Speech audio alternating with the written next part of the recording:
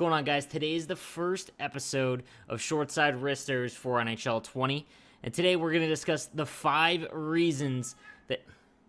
Guy, could you please not interrupt every single video I make? Today we're going to discuss the 5 reasons you should be optimistic about NHL 20 from what we've seen so far, whether it be news releases and the beta. So let's hop into it. So number 1 is how EASHL plays now. This is a drastic change. Skating feels fun. It's not all L2s. You can actually snipe on a goalie. This is a huge change from the past year. Even the last 2, it's fun to play and watch, which is, again, a drastic improvement for how it was playing in especially 19. I noticed very, very few error codes. In fact, of the 10 hours plus I played, we didn't see one. It was very quick to get into a game. There are a few things I would like to change as far as menus go. Goaltenders did seem to get hit pretty hard as in terms of like a nerf. You basically have to be in position, and I noticed that in tight, if you don't go into manual butterfly, you're probably going to get scored on, especially 5-hole. But other than that, this is playing way more fun than the prior game. Deking's cool. Like, it's easy to actually pull off. It's just, I really hope they don't mess with it too much because it's in a really good spot. Next, and this is going to sound a little weird, but Versus can't get any worse. So if we're talking about what it's going to be like come launch, it literally can't get worse than what it is right now. And we know this because it's an 8-week-old build, and there is a game changer event going on right now where they're play testing the current version of the game, and all of them have mentioned that passing is fixed, because right now passing is extremely slow. They've increased pass speed for the full game, and it seems to fix a lot of the problems. The skating is really good. You can notice that you can straight line, and when you receive passes, you don't go into that glide animation like they promised, and that is very, very good. The only thing that needs to be fixed is passing, and then specifically one-timer shots. I find that it's very tough to score a one-timer right now because A, the passing's so slow. By the time the pass gets there, it's either picked off or the goalie is moved over, and then the actual speed and animation of the shot isn't very crisp right now. And again, that might be to be expected because it is an 8-week-old build, but from what I've seen so far from the game changers, this looks to have all been fixed. And again, there is an extensive list of changes that have already been done that are in the current game mode or current version of the game that just haven't been released for the beta. So things are looking good as far as a Hutton versus standpoint go, because the gameplay as far as skating goes, I really like the changes to L2. You can still do it in the offensive zone to create some space, but anything involving the rush, that isn't happening. So I do think that this is going to be very good going forward into at least the launch of 19. It's tough to say if it's going to stay like that because of tuners and things like that. Number 3, the world of chill has a really rewarding feel to it. So outside of 6s and 3s and club, last year when they introduced 1s, I think I played it in the beta a ton to try it out, and when it came for launch, myself, like a lot of people, just kind of ignored it because it was only a way to get extra bags, and that was really the only reason to try and do that was, well, to get the jersey tuck, essentially. And currently right now, with how it's being set up, it's actually really rewarding. If you go to the Chell Challenge page, there's about 15 things to do, and you will unlock certain rewards along the way. And then it looks like weekly, I don't know for sure, it might be multiple times a week, but it looks like weekly there'll be a big thing to go for. This week is like the crazy 90s looking skates.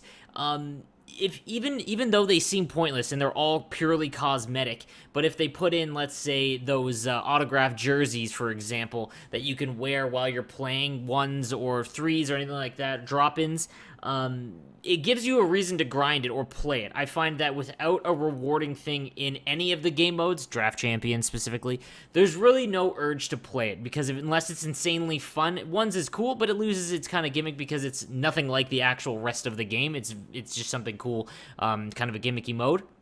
And the rest of it, with 3's Eliminate or whatnot, the BR, the new game mode, is actually somewhat fun.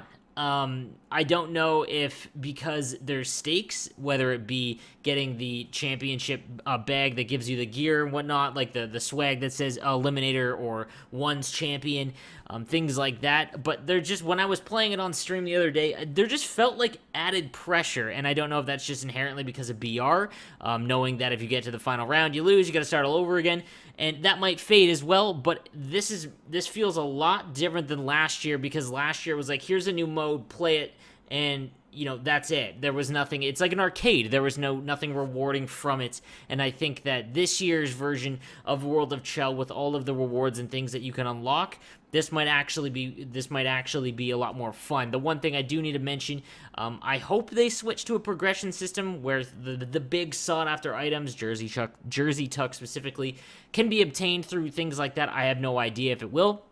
But I hope that the main draw items you get score 100 goals. I remember back in, I think it was 17, you got the Yager mullet if you scored like 1,000 goals. I hope the big ones you can unlock and it's not just all RNG. But so far, I really like how this is playing and how the rewards and whatnot are paced out.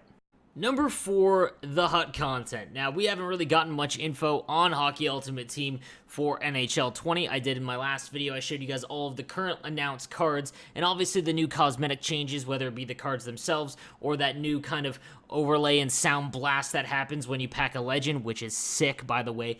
But more importantly, from my time being a game changer, I did get to go in April and meet the development team, and specifically with the HUT content team, there's some new faces in it this year, and NHL 19 did such a good job with with HUT content. Regardless of the gameplay, and if you like that and all that kind of stuff, the things that need to change, I 100% agree with. But when we're talking content specifically, there was always fresh new content, and there was always things kind of keeping us on our toes, specifically like gold collectibles just kind of not being used again, when, every single year we would have just banked on that. I think that was kind of actually a good change. It swerved a lot of people, things like that. Stocking up on certain collectibles, and then a new collectible being, released, it helped the market, because there wasn't a ton of opportunities to just constantly fleece people and kind of price lock certain cards when new ones came out. There was a lot of changes and whatnot. And then the inclusions of the European leagues and things like that this year. There was a lot of good cards for, all the European League champions. I just think that it's done really well. Creative things like Bufflin and Burns getting a winger card, stuff like that. It's all really cool in my opinion, and I'm really excited to see what that team does in NHL 20, because the market didn't break at all. If you remember 18 and the World Junior Bronze Pack cards that essentially destroyed the market, and then random people getting 8 mil coins. That didn't happen this year, and it really kept the market in a good spot all year long on both consoles. So I am really excited about that going into NHL 20. And finally, number 5. Again, these are just the things that I've seen so far that that make me optimistic for the game, is their transparency. So normally, if an NHL EA wanted to release a beta for NHL, they just say, okay, here's your beta and whatnot.